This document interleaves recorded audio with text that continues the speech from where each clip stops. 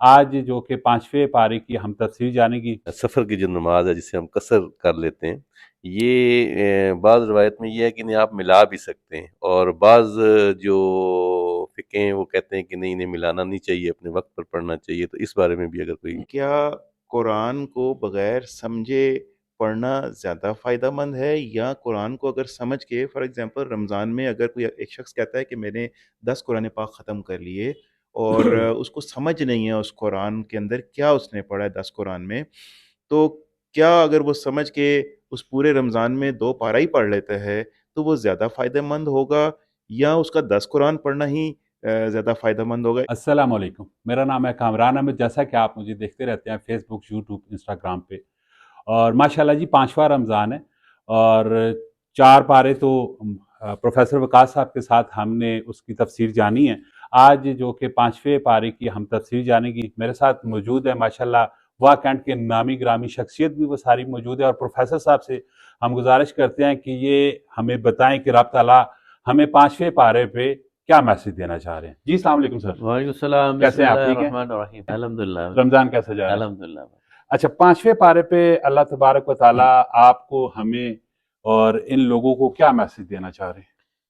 سب سے پہلے تو کامران صاحب، آج ایک بہت اچھی مجلس ہے، وہاں کینٹ کے پڑھے لکھے اور باشعور اور تاجروں کے نمائندے بھی ہمارے ساتھ موجود ہیں، جی ماشاءاللہ۔ اور ایک اچھی محفل آپ نے سجائی ہے، تو اس پہ آپ کو ہم ہدیہ تبریک پیش کرتے ہیں۔ 5واں پارہ جو ہے اس میں سورہ نساء ہی چل رہی ہے۔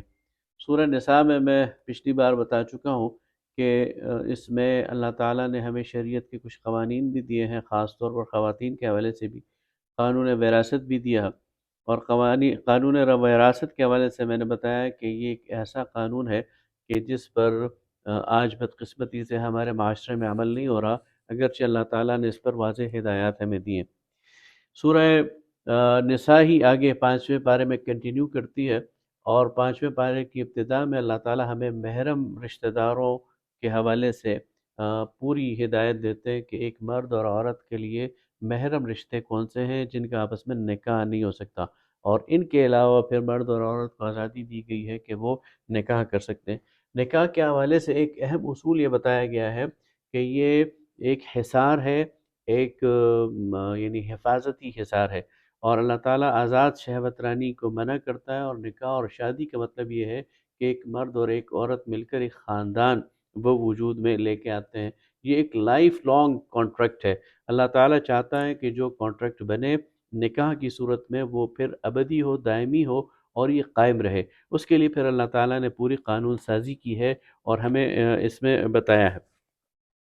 مثلا اس میں ظاہر ہے جب مرد اور عورت آپس میں ملتے ہیں اور ایک خاندان بنتا ہے تو تنازعات بھی ہو سکتے ہیں، تو اللہ تعالیٰ نے اس کے لیے باقاعدہ پھر ہمیں اصول بتایا۔ مرد کو بتایا کہ تمہاری ذمہ داری زیادہ ہے، تمہیں صبر سے اور تحمل سے کام لینا چاہیے، اور فعظوہن، تمہیں عورتوں کو نصیحت کرنی چاہیے، انہیں سمجھانا چاہیے، اور انہیں ان کی غلطی بتا دینی چاہیے، یعنی تمہارا آپس میں کمیونیکیشن کا لیول وہ بہت اچھا ہونا چاہیے۔ اور پھر آگے فرمایا کہ فَإِنْ أَطَعْنَكُمْ فَلَا تَبْغُوا عَلَيْهِنَّ سَبِيلًا، اور اگر وہ عورت تمہاری بات مان لے اور جو اس سے غلطی ہو گئی ہے اس پر نادم ہو جائے، تو تم پھر اس کے لیے یہ نہ کرو کہ تم اس کو کہو کہ تم نے فلاں وقت میں یہ کیا تھا اور تم نے فلاں وقت میں یہ کیا تھا، تو تم اس کے لیے راستہ نہ ڈھونڈو، بلکہ تم بھی اپنا دل صاف کر لو اور اسے معاف کر دو۔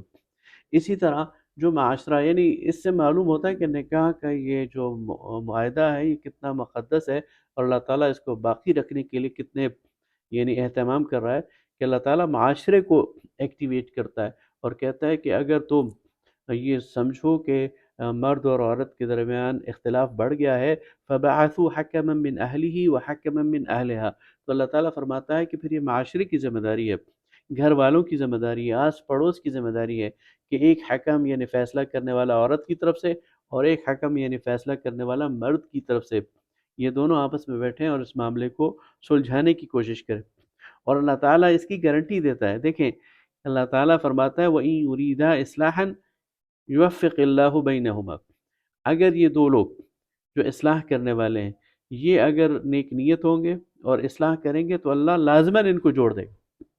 بالکل اللہ گارنٹی دے رہا ہے جی۔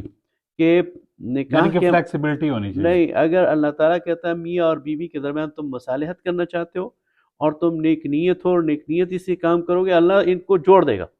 کوئی شک نہیں. یہ اللہ تعالیٰ گارنٹی دے رہا ہے، اس سے پہلے اس کے علاوہ کسی اور کام میں اللہ یہ گارنٹی نہیں دے رہا. اس کا مطلب یہ ہے کہ اللہ چاہتا ہے معاشرے کے صالح عناصر وہ اپنا کردار ادا کیا کریں فیملیز کو جوڑنے کے لیے. بدقسمت یہ ہے کہ ہم فیملیز کو توڑنے والے بن جاتے ہیں اور غلط فہمیاں پیدا کرنے والے بن جاتے ہیں. یہ اللہ تعالیٰ اور اس کے رسول صلی اللہ علیہ وسلم کی لائی ہوئی شریعت کے بالکل خلاف بات ہے. پھر اس میں شراب کی حرمت کا دوسرا حکم آیا. شراب گریجولی حرام ہوئی ہے. پہلے کہا گیا تھا کہ یہ ایک بری چیز ہے، سے بچو. پھر کہا گیا اس سورہ میں کہ لا تقربوا الصلاۃ وانتم سکارى، نماز کے حال میں تم شراب نہ پیا کرو. تو یہاں اس کا دوسرا حکم آیا. آگے پھر سورہ المائدہ میں اس کی حرمت کا قطعی حکم آ جائے گا. تیمم کا طریقہ سکھایا گیا کہ جب تم سفر میں ہو اور تمہیں یا کسی بھی اور جگہ پر تمہیں پانی دستیاب نہ ہو، نماز کے وقت ہو جائے تو تم تیمم کر لیا کرو. اسی طرح منافقین کے بارے میں کہا گیا کہ منافقین کے بارے میں تمہارا رویہ بالکل صاف، واضح اور دو ٹوک ہونا چاہیے. اسی طرح مسلمان جو مظلوم ہیں، جو جن پر ظلم کیا جا رہا ہے، ان کے بارے میں بالکل واضح طور پہ کہا گیا کہ تمہیں کیا ہو گیا ہے کہ تم ان مظلوم مسلمانوں کے حق میں نہیں اٹھتے جنہیں کمزور پا کر دبا دیا گیا ہے، اور جو پکار رہے ہیں کہ اے اللہ تو اپنی طرف سے ہمارے لیے کوئی مددگار بھیج. تو تمہیں ان کی مدد کرنی چاہیے اور ان کو آگے بڑھ کر اس ظلم سے بچانا چاہیے. اسی طرح سفر کے دوران نماز کے موقع پر قصر نماز کا حکم دیا گیا ہے کہ تم اپنی نماز کو قصر کر لیا کرو. یعنی ظہر، عصر اور عشاء، یہ جو چار چار رکعت والی نمازیں ہیں، یہ 2 رکعت پڑھ لیا کرو. تو قصر کے احکام بھی اس صورت میں اور اس 5ویں پارے میں اللہ تعالیٰ نے ہمیں عطا کیے ہیں، اور اس طرح یہ 5واں پارہ مکمل ہو جاتا ہے. ماشاء اللہ جی. شہر کے نامی گرامی شخصیت ہمارے ساتھ موجود ہے یہاں پہ، اور ان کے اگر کوئی کوشچن ہے پروفیسر صاحب سے تو وہ پوچھ سکتے ہیں. اچھا جی، وقاص بھائی، اس میں تیمم، جو تیمم کے مسائل آئے ہیں، عام فرد جب سفر میں جاتا ہے تو وہ اسے یہ آیات پڑھتا تو ہے، لیکن اسے تیمم کا طریقہ جو ہے وہ صحیح طریقے سے نہیں آتا. تو وہ اگر آپ ہمیں بتا دیں کہ تیمم کا طریقہ کار کیا ہے، کہ تیمم کیسے کیا جاتا ہے. اور بعض جگہ جو ہے وہ یہ جو قصر کی نمازیں ہیں، سفر کی جو نماز ہے جسے ہم قصر کر لیتے ہیں، یہ بعض روایت میں یہ ہے کہ نہیں آپ ملا بھی سکتے ہیں، اور بعض جو فقہ ہیں وہ کہتے ہیں کہ نہیں، انہیں ملانا نہیں چاہیے، اپنے وقت پر پڑھنا چاہیے. تو اس بارے میں بھی اگر کوئی آپ ارشاد فرما دیں تو. تیمم کا طریقہ جو قرآن پاک نے بتایا اور جو فقہ میں ہے وہ یہ ہے کہ جب پانی دستیاب نہ ہو اور اس کا امکان بھی نہ ہو کہ آپ کو پانی مل جائے، تو آپ نے 2 ضربیں لگانی ہیں. صاف پاک مٹی پر آپ نے ہاتھ اس طرح کر کے ان ہاتھوں کو چہرے پر پھیر لینا ہے، اور دوبارہ ہاتھ کر کے تو دونوں ہاتھوں پر پھیر لینا ہے. تو یہ تیمم ہے، اور اس کے بعد آپ نماز پڑھ سکتے ہیں. آپ کے لیے وضو کرنا ضروری نہیں ہے اس نماز کے لیے. اور جب تک پھر پانی دستیاب نہیں ہوگا یہ تیمم آپ کا چلے گا، لیکن جب پانی دستیاب ہو جائے گا تو یہ تیمم ختم ہو جائے گا.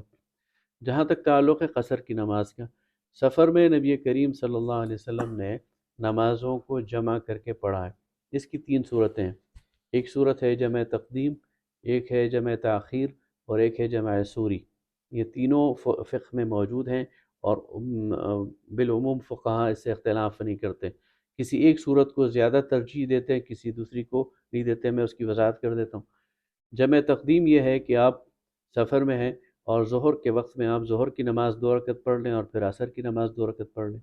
جمع تاخیر یہ ہے کہ آپ ظہر کو لیٹ کر لیں اور عصر کے وقت میں پہلے ظہر کی 2 رکعت پڑھ لیں اور پھر عصر کی 2 رکعت پڑھ لیں. اور جمع سوری یہ ہے کہ آپ ظہر کے آخری ٹائم پر ظہر کی نماز پڑھ لیں اور عصر کو شروع کرتے ہوئے عصر کی نماز پڑھ لیں. تو عملاً یہ دونوں نمازیں اکٹھی ہو جائیں گی، لیکن ہر نماز اپنے وقت پر ہوگی.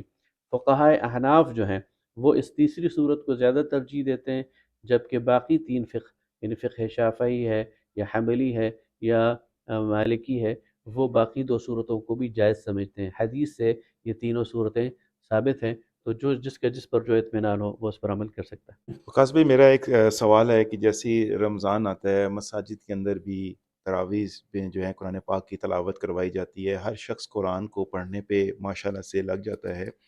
میرا سوال یہ ہے کہ کیا قرآن کو بغیر سمجھے پڑھنا زیادہ فائدہ مند ہے یا قرآن کو اگر سمجھ کے فار ایگزامپل رمضان میں اگر کوئی ایک شخص کہتا ہے کہ میں نے 10 قرآن پاک ختم کر لیے اور اس کو سمجھ نہیں ہے اس قرآن کے اندر کیا اس نے پڑھا ہے 10 قرآن میں، تو کیا اگر وہ سمجھ کے اس پورے رمضان میں 2 پارہ ہی پڑھ لیتا ہے تو وہ زیادہ فائدہ مند ہوگا یا اس کا 10 قرآن پڑھنا ہی زیادہ فائدہ مند ہوگا؟ اس پہ روشنی ڈالیں تاکہ ہم سب کو سمجھ آ جائے۔